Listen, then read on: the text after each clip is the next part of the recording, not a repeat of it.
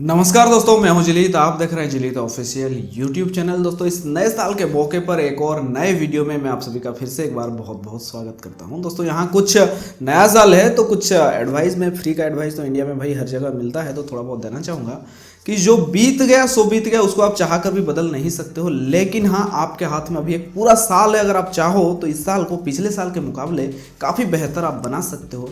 जी हाँ, बस भरोसा खुद पर आपको रखना होगा, लेकिन अच्छा बनाने के लिए कोई गलत रास्ता को ना चुने।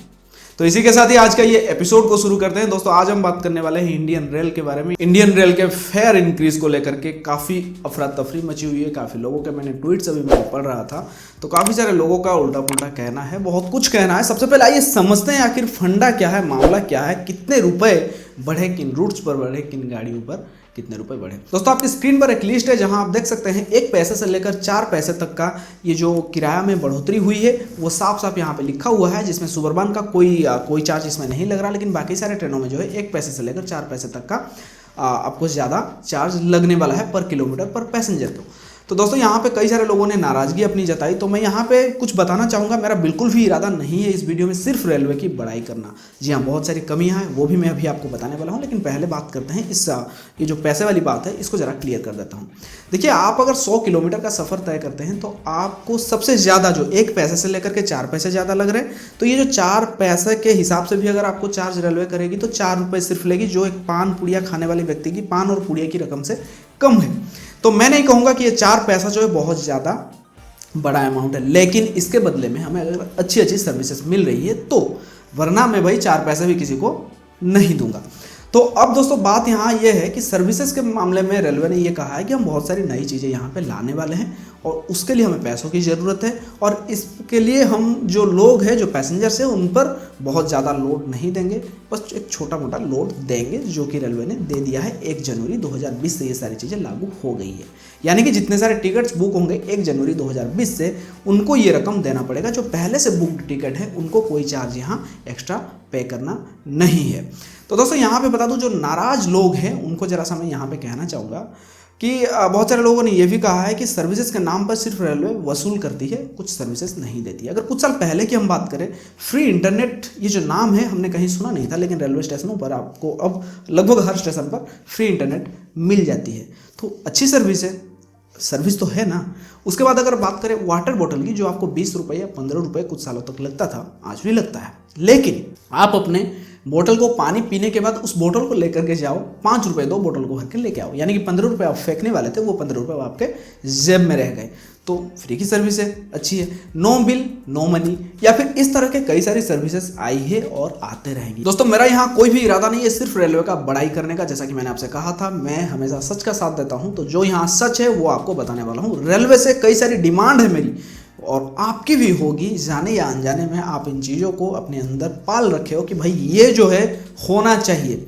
मैं आपको जरा यहाँ पे आपकी यादों को जरा ताज़ा कर देता हूँ। सबसे पहली बात अगर हम करें, साफ सफाई के मामले में कई सारे स्टेशन, कई सारे ट्रेनें ऐसी है जो बहुत पीछे है, लेकिन ये साफ सफाई सिर्फ रेलवे या रेलवे के कर्मचारी चाह कर नहीं हो सकता है। इसके लिए हम सबको भी साथ देना पड़ेगा। जो रूल्स है उन्हें फॉलो करने पड़ेंगे। जहाँ गंदा करना है उसको गंदा करो भाई, हर जगह गंदगी फैलाना अच्छी चीज़ नहीं है, तो इस बात को हमें भी पालना पड़ेगा। बहुत सारे ऐसे ट्रेन है जो लंबी दूरी तय करने के बावजूद उनमें पेंट्री कार नहीं है, जो होना चाहिए। अक्सर कई सारे रूट के कई सारे ट्रेनों में मैंने देखा है पानी नहीं होती है गाड़ी में, आखिर क्यों? इस पर भी रेलवे को ध्यान देना जरूरी है। अगर इलेक्ट्रिसिटी की बात करें तो कई बार मैंने कई सारे ट्रेनों में देखा है कि पूरी रात ट्रेन अंधेरे में है, दिन भर पंखा नहीं चल रहा है, लाइट्स नहीं जल रही है, ऐसा होता है। और अगर चार्जिंग पॉइंट्स, आउटलेट्स जो होते हैं फ़ोन को चार्ज करने के लिए, अभी तो आजकल के जो नए नए डिब्बे हैं उनमें आपको मिल जाएंगे, लेकिन जो कुछ पुराने डिब्बे चल रहे हैं उनमें नहीं मिलेंगे, या फिर बहुत सारे डिब्बों को मॉडिफाई करके उसमें दे दिया गया है, लेकिन दे दिया गया है वो काम नहीं करता है। ऐसा भी होता है जब आप अपने पड़ोस वाले अंकल के पास जाओगे, बगल वाले जो सीट पर बैठे हैं को पैसेंजर्स आपके, उनके सीट पर आप जाके बोलोगे अंकल जरा चार्ज में लगाना है फ़ोन, तो भाई वो ऐसा एक्सप्रेशन देंगे लगेगा आपने उनसे उनकी किडनी मांग ली। इंसान के लिए सबसे ज़रूरी है खाना, और इस मामले में रेलवे बहुत पीछे है। जी हाँ, क्वालिटी, क्वांटिटी और रेट तीनों ही खराब है।